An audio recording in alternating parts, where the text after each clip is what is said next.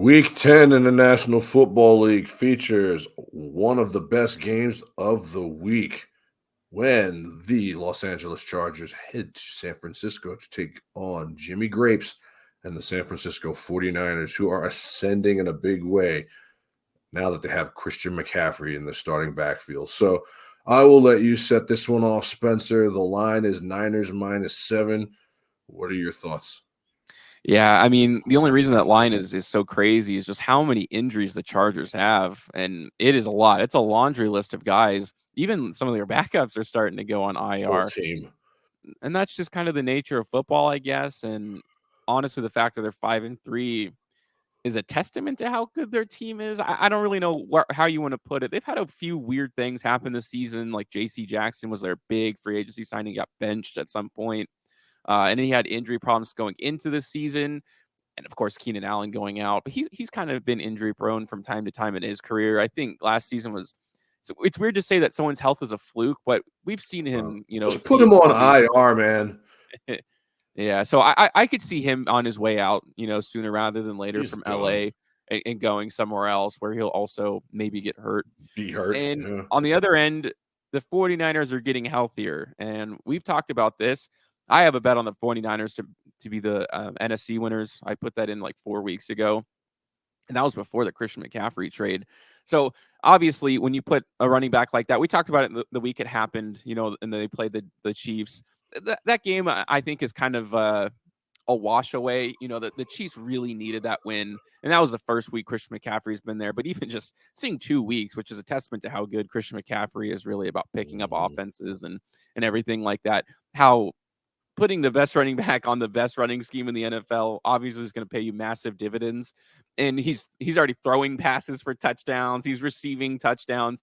It's very good for Jimmy Garoppolo. Look, the guy is a game manager through and through, the Alex Smith archetype. But we've seen for years and years now that game managers can win you Super Bowls if the team around you is good enough.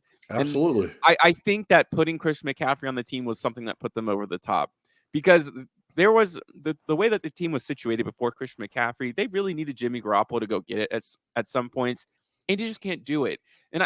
And you wish your quarterback could, and that's what every team wants, but that wasn't the reality situation. That's why they got the guy. Christian McCaffrey just puts so much pressure off of him. Not only because, think about it, not every game script, you're not going to be able to run the ball. So you think, he's not going to be able to impact the game when they need him to the most. But we all know that Christian McCaffrey is darn near a slot receiver at some points. So the combination of those two things have been really good for them. So the 49ers at home playing a hurt Chargers team is a good spot for them. If you're ever going to play the Chargers, this is going to be the week to do it at home against a lot of injuries. I say the 49ers obviously have a big advantage. Probably something I'd put on a teaser just so I can get them around a pick them. That's where I feel comfortable with it because I do think the Chargers are going to stick around. Justin Herbert is really just that good. And the rest of their team, they still have talent all around despite all their injuries. This is how the Chargers, is it not? This is how the Chargers work for my entire life. They have some of the most insane rosters of all time. And then whether it's due for injuries or goofy plays, whatever the case may be, it just never works out for them. I mean, I think we're going to look back at this team all of like the LT days where you're like, how did this team not make the playoffs or win a Super Bowl?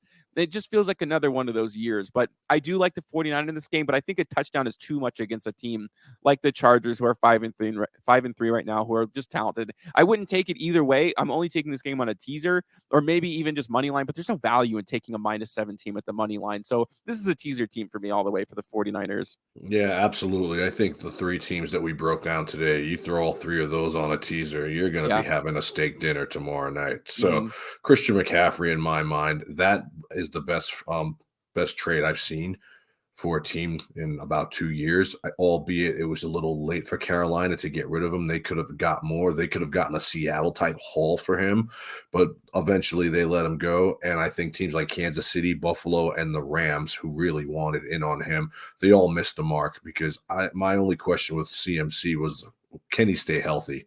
But the last couple weeks you've seen since the Kansas City blowout, how Coach Kyle Shanahan is putting this guy in positions to make amazing things happen.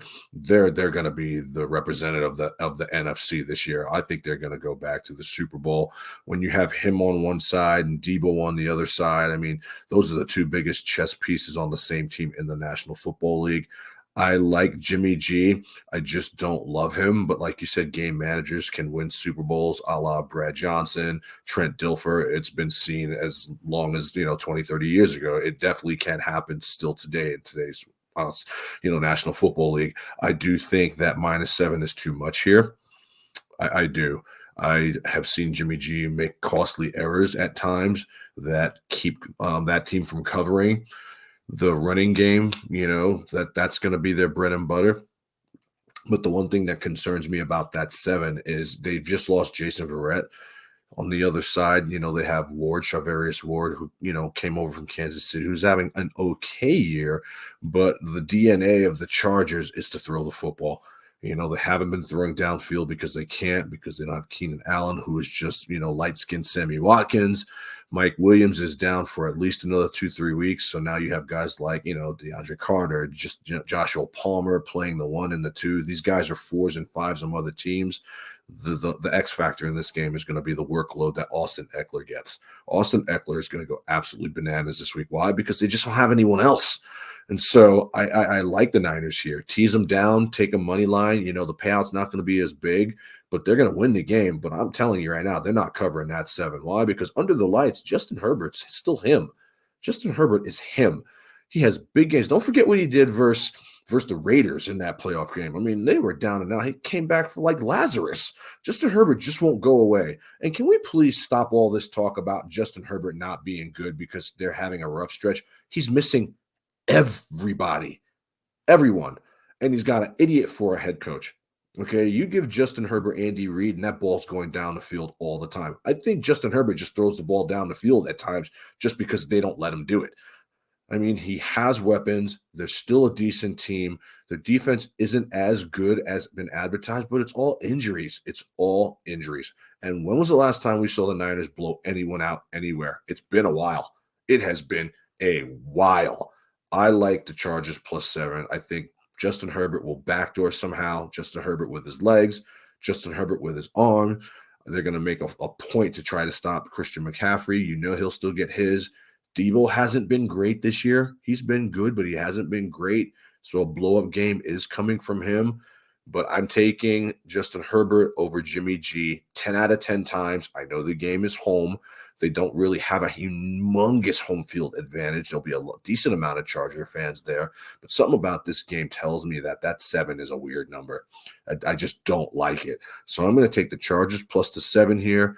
I'm going to expect a decent amount of offense in this game, and I think the stars are going to shine. Eckler, McCaffrey, Debo, and Herbert. If you guys got those guys in fantasy, obviously they should be right in your lineup, locked in from the second that the game gets kicked off.